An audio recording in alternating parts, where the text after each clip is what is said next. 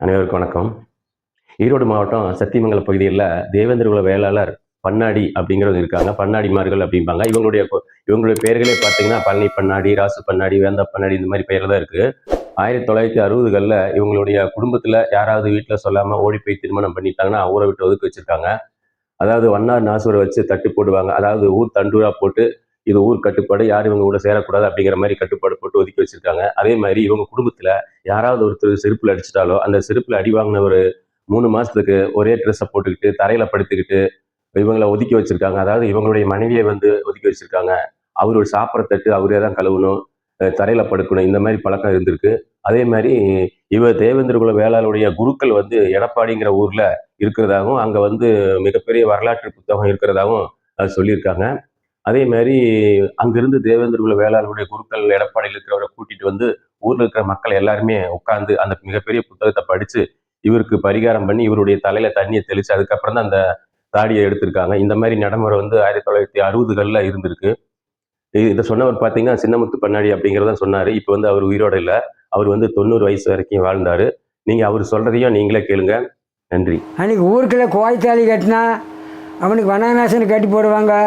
ஊருக்குள்ள அவங்ககிட்ட ஒன்றும் புடங்கக்கூடாது. காவத்தை பண்ணாடி கோயில் போய் தாலி கட்டிட்டு வந்தவனு தான் அன்றைக்கி போனவன் தான் காட்டுக்கு இன்னும் அந்த காடை அந்த இடம் அப்படியே தான் கிடக்குது. அதை கட்டுப்பாடான்னு கேட்குறேன். வாண்டாம் சித்துப்பா, இங்கே அப்படி எந்த காலத்தில் ஊருக்கு கட்டுப்பாடு கவண்டி நான் சாலை போட்டு குடிச்சிருந்தேனா நான் அங்கேயே இருந்துக்கிறேன்ட்டு அங்கேயே இந்த இடத்த எனக்கு தான் கொடுறான்னு கூட கேட்டேன். வாண்டு இருக்கட்டு சித்துப்பா அப்படின்ட்டேன். அப்படியெல்லாம் இருந்ததுங்க. பெரிய பின்னாடியே இந்த இருக்காது பாருங்க. சின்ன அவங்க அப்பனை பேத்தவோ செருப்புல போட்டேன். கோயத்தாளி வைக்க பேச்சால் கடிச்சுவேன் செருப்புல அடித்து எங்கள் வீட்டுக்கார ஐயோ சாமி பண்ணாடி செருப்புல போட்டாங்கன்னு சொல்லி 3 மாதம் இந்த மாதிரி தரையில் தான் வேட்டி கூட கட்டாமல் பழைய வேட்டி 3 மாதம் தாடி எல்லாம் என்னைய எடப்பாடி போய் குறுக்கில் அங்கே இருக்கிற எடப்பாடியில் குறுக்கில் அங்கே தான் இருக்குது. இம்மாத்திரம் புக்குருக்கில் கொண்டு இப்போ இங்கே ஊரில் போட்டு எல்லாம் நிறைய சாக்கு பாய் விரிச்சு அப்போ படிப்பேன். 16 சாதி நேச பல்ல, காடக பல்ல, சோழி பல்ல, வேளாண் பல்ல இப்படியெல்லாம் இருக்குதுங்க. அது பண்ண அந்த புக்கில் இருக்குது. அவங்க படிச்சினவங்களெல்லாம் 10 நாளைக்கு 15 நாளைக்கு இங்கேயே இருப்பாங்க. வீட்டுக்கு 2 படி அரிசி பருப்பெல்லாம் கொடுக்கணும்.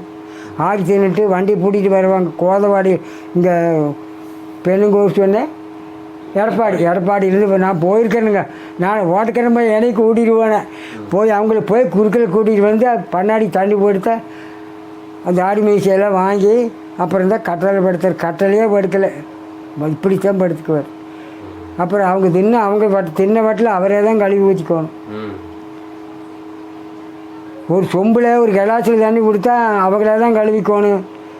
அவருக்கு தண்ணி போட்டு எடுக்க வரல அவங்களே தான் கழுவி பொம்பளையெல்லாம் சோறு கொடுக்குறதோட சரி. அப்படியெல்லாம் இருந்ததுங்க அந்த காலத்தில்.